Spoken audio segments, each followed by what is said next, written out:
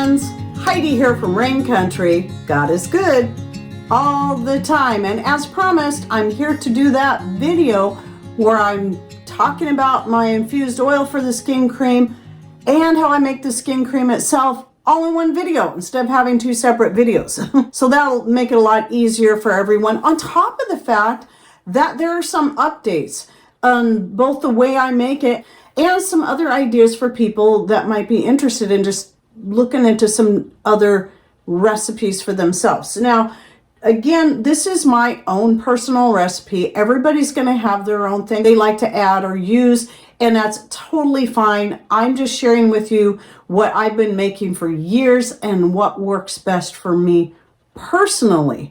But every individual is going to be a little bit different, like when it comes to the herbs and the oils they want to use or other fats. So let me start off with the infused oil. Now, I just pulled out a few of the jars here of my herbs that I use, and there's some more here. So in fact, this little canning box here, I keep all of the herbs I'm working through just for the skin cream and even for the healing salve. So I did that video too, was another one I redid. So I'll link to it down below if you'd like to see that one. There's some similarities and some differences. Now, while all of these herbs can be used either way, I do like to make each one a little bit different. The ones I pulled out here, this is red clover, pansies, camellia flowers, lavender flowers, honeysuckle flowers, calendula flowers. I also have marshmallow leaf, plantain, comfrey, and dandelion flowers. And I just used up my rose petals on the last batches I made, but rose petals is another one. Violets, which I also include in my pansies. So in here is not just pansies, Johnny jump ups, there's violets in there because they're all very closely related, all have very much the same benefits to your health, your skin, etc. And add lilacs when I can, but for some reason my lilac bush, some years it does really well. It's still pretty young, but like this last year, I didn't get anything off of it, which is a shame. Those are the herbs that I tend to add on a regular basis when I'm making the infused oil. It might switch up a little bit depending on what I get most of in a year, because each year can be a little bit different. This last year, I didn't get a lot of red clover for some reason, but I got a lot of honeysuckle. So I used to add less honeysuckle and more red clover, but now now it's reversed because I get a ton of honeysuckle flowers now. And lavender I get quite a bit of now, so I add more of that than I once used to. I add a little bit less calendula because for some reason last few years my calendula, I'm not getting as many flowers as I once used to get, but I always get a ton of dandelions, so I make it up with that, and they're pretty closely related, so they have very similar benefits. And then the other thing you should know is you don't have to use any of these particular herbs or all of these herbs. You can just select one good one, maybe just comfrey, maybe just plantain, maybe just dandelion flowers, because these are things a lot of people typically have easy access to or can get a lot of. Or even red clover, because it's more of a weed, quote unquote. Some people can get a lot of that. So it doesn't have to be all of these. It can be 1, 2, 3, 4, not the great many that I like to add in there. This is one of the ones I just started.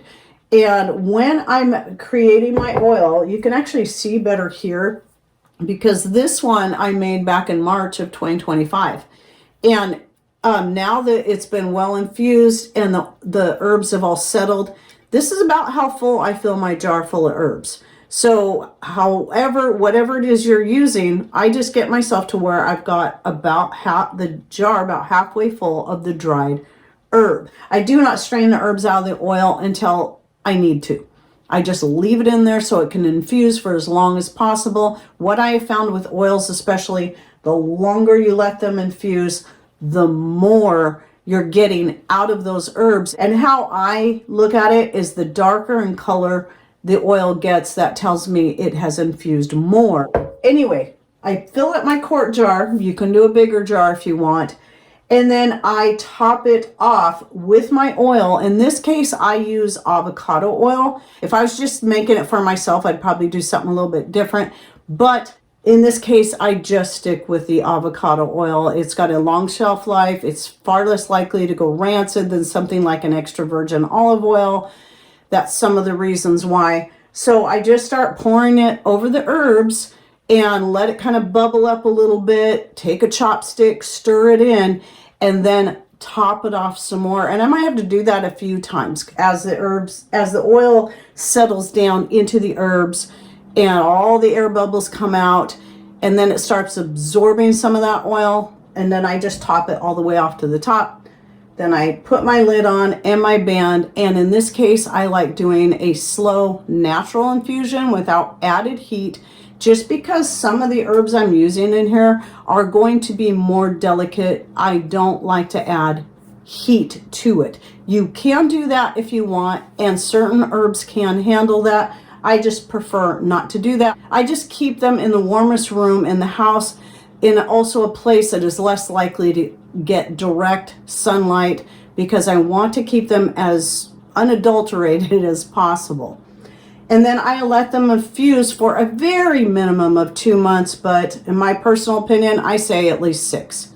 And when you're using a good shelf-stable oil like your avocado or even a fractionated coconut oil or MCT oil, those you don't have to worry about them. Those you could even heat without worrying about the oil going rancid. But I also, again, am looking at the fact that I'm trying to, the more delicate herbs I'm trying to be very careful with. And anyway, you can leave those for a long time in a warm area, but I just don't recommend hot or applying direct heat.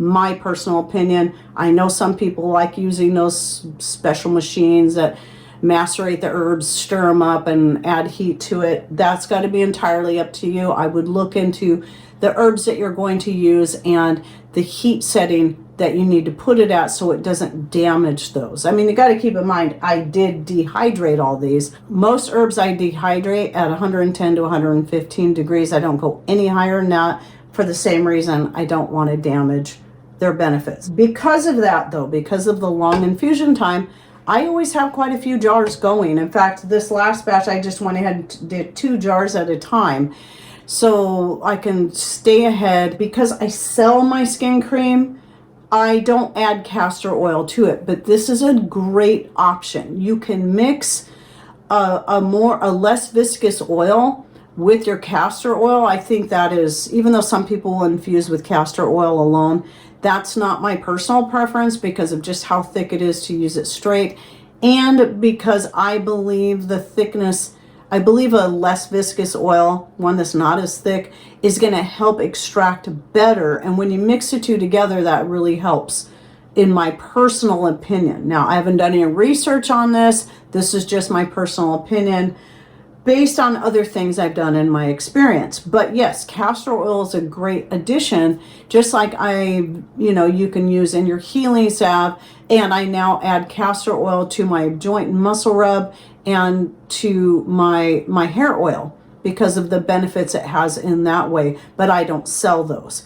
So the reason I say that is that castor oil is one of those things that people have to be a little more careful with. Anybody can be allergic to anything, but castor oil in particular, some people can be very, very allergic to. People are more likely to be very allergic to. That's why I keep it out of my skin cream. If it was just me, I would add castor oil to it because it is very beneficial to the skin.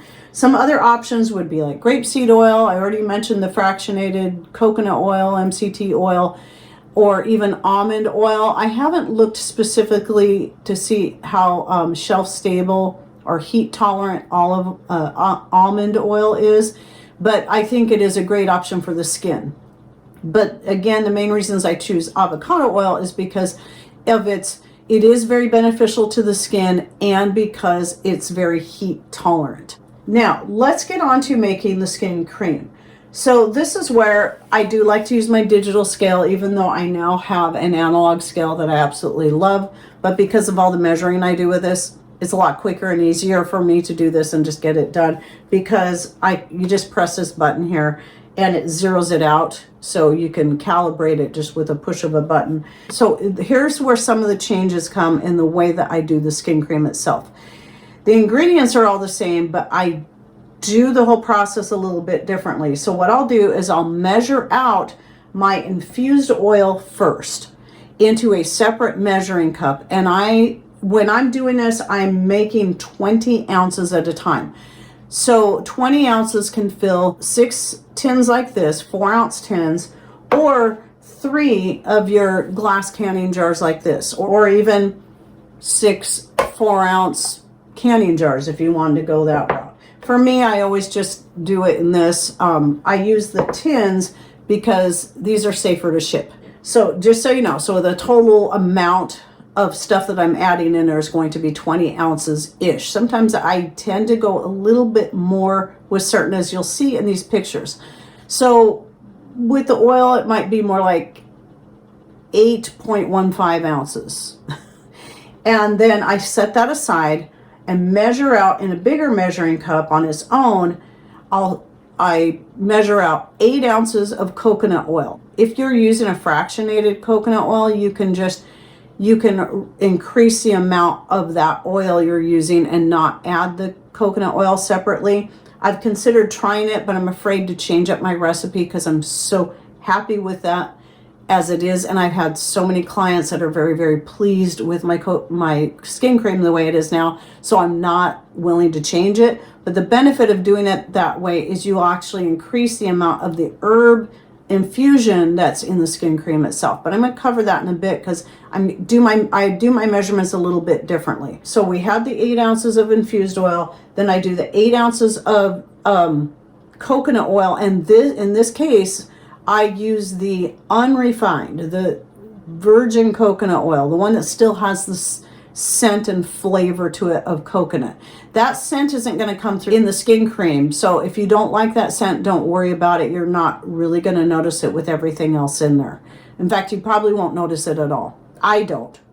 So 8 ounces of that, and again, I usually go a little over 8.15. I always want to make sure I have a little more than what I need when I finish out. And then I use shea butter. Again, I use, instead of just 4 ounces, I use about 4.15 of the shea butter.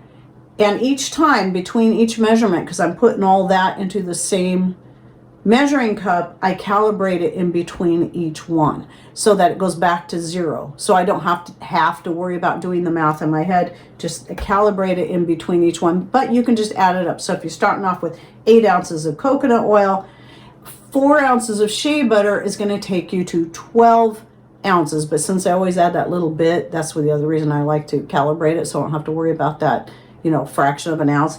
When you go to add the beeswax, which is typically about 4 ounces, then you're going to be up to 16 ounces of that. And then once you add the 8 ounces of the oil, you're going to have 24 ounces. Sorry, I don't know why I keep getting 20 ounces in my head. It's 24 ounces total in this particular recipe. But, like I said, I use a little bit higher amounts of each of the infused oil, coconut oil, and shea butter. But when I do the beeswax, I cut it back just a tiny bit. So usually it's about 3.88 or 3.90 ounces of beeswax, because I found just that little bit of difference helps keep it from getting too hard. It's not supposed to be a super soft skin cream. It is supposed to be rather thick. That's the way I like it. That's how I've been using it on my face. I use it as a lip balm. I use it in so many ways. I use it on my feet, I use it on my hands, etc., etc. And some people who have purchased it from me actually use it as a healing salve. I don't claim that it has healing powers, especially since it's something I sell. It's just a skin cream. But I've had a lot of people tell me it's helped them with eczema, blisters, etc. And I have found the same thing when I've had a blister or a cut or something, that it works well. I typically, though, still go to my healing salve, which I do not sell. So the only thing I sell like this is the skin cream itself, which, by the way, if you're interested, because maybe you want to try it first before you invest in all the stuff you would need to make it yourself, you can just email me at raincountryhomestead@gmail.com, at which time I will send you out the full product list, because it's going to have all the information in there you're going to need, the prices, the shipping, and the payment methods. I do have 4 different scents. I have the grapefruit, vanilla, frankincense, ylang ylang. That's all in one. And then the plain lavender, and then the rose geranium vanilla, and then the unscented. Some people prefer to stay away from the added essential oils. Even though I'm only using natural essential oils, I don't use fragrance oil. I use the natural essential oils because they don't not only make it smell good, but those particular essential oils also have their own skin benefiting properties. So at any rate, I take the 3, the shea butter, beeswax, coconut oil, and then I melt that on about medium heat together, constantly stirring, and I just keep doing that until every little bit of beeswax and shea butter is fully melted. You're going to find the coconut oil is going to melt first because it has a lower melt point, but as long as you keep stirring it, it will melt faster. And at that point, I then, if I'm going to add essential oils to it, I mix them in with the oil infusion. And the amount you use is going to be up to you. But when I'm making this much at a time, the 24 ounces, I'm adding about a capful, which is going to be about a teaspoonful. Some people are going to think that sounds like a lot, but it's spread out quite a ways of each essential oil I'm going to add. Mix it in with that oil first. And then once everything is melted, I then pour the 8 ounces of infused oil into that. If I'm using like an electric stove or something in this case, I will turn the heat off, but keep it on the burner and then stir that in there. And the reason why I do that is because when you add that, it's going to start, because it's cold or room temperature, it's going to cause the beeswax and stuff to want to start to solidify again. And I just stir that in there. It only takes about 30 seconds or so when you start to see that happening for that to then melt again. And then at that point, I quickly remove it off the heat. The reason I do it that way now is for the same reason I don't apply heat to my infusions. It's just to try to keep as much heat off of the oil, the herb infused oil, as possible, so I'm not damaging any of the benefits there or even the benefits within the essential oil.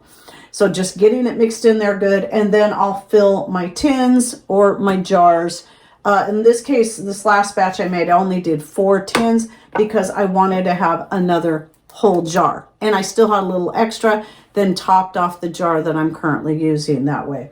So I could be ahead on the skin cream for myself. Let me talk about, if you're going to do this, you want to increase the amount of the herb infused oil. The measurements going to give you are a little bit different. It's only going to equal a total of 16 ounces. This is the same measurements I use for my healing salve. So in this case, I'm going to go 12 ounces of the herb infused oil. So I'm bringing it up by another 4 ounces. So it's not just 8, it's 12. So I'm going to have a higher ratio of that in there. And then I put in 2 ounces of the shea butter. I don't add the coconut oil. And then 2 ounces of the beeswax so I can make it more of a salve. And then also have that, again, more of the herb infused oil in there. Now, you can increase or decrease this however you want, but it is important when you're adding those heavier fats, the shea butter and the beeswax, you get your ratio right, because it's either going to turn out too hard or it's not going to set up the way you want it. Now, there is, by the way, you could even use the oil just by itself. You don't have to make it into a salve and add anything to it. You can use it straight, just like this, if you wanted to. And, you know, some people just use like coconut oil or just olive oil on their skin. The difference is with this, you're getting the infusion of the herbs in there that are going to have a lot of benefits for your skin. So, by the way, see, this video should be publishing in March. I'm going to be turning 60 years old this month. And again, I've been using my homemade skin cream like this for 11 or 12 years-ish, somewhere in there. It took me a while to develop it, to get the right ratios, you know, to come to a point where it's like, this is perfect. This is what I want. And I created my own recipe that way. And again, very happy with it. And I even use it, by the way, in my hair, like in the ends of my hair. If they're especially kind of fly away and dry, I'll just take a little tiny dab of it do this and then just massage it through the ends of my hair. Sometimes even do this to help smooth out the little crazy gray hairs coming in that want to go flying everywhere. You ladies know what I'm talking about. Or you ladies with gray hair know what I'm talking about anyway. By the way, you just, you're going to let that sit. You're just going to let it sit and solidify. It's going to take a bit. The bigger the jar, the longer it's going to take for it to set up. And then if you want to give it away as gifts or something, then I'll link to the tins I use, and then you can just buy your own like Avery labels. And I have the round for the top and these square ones on the bottom for the ingredients. And yes, I typically apply this a couple times a day, first thing in the morning after I wash my face, and again before I go to bed. And sometimes during the day, if I feel like, man, especially I got wood heat going in the wintertime and it just sucks the moisture out of your skin, I might apply a little bit more in the places that feel the most dry. And anyway, I hope you enjoyed this video, gave you some ideas. Don't forget to check out any links I'll be putting in the description box down below by clicking on more or show more somewhere down here below the video screen. And thanks for watching. Take care and God bless.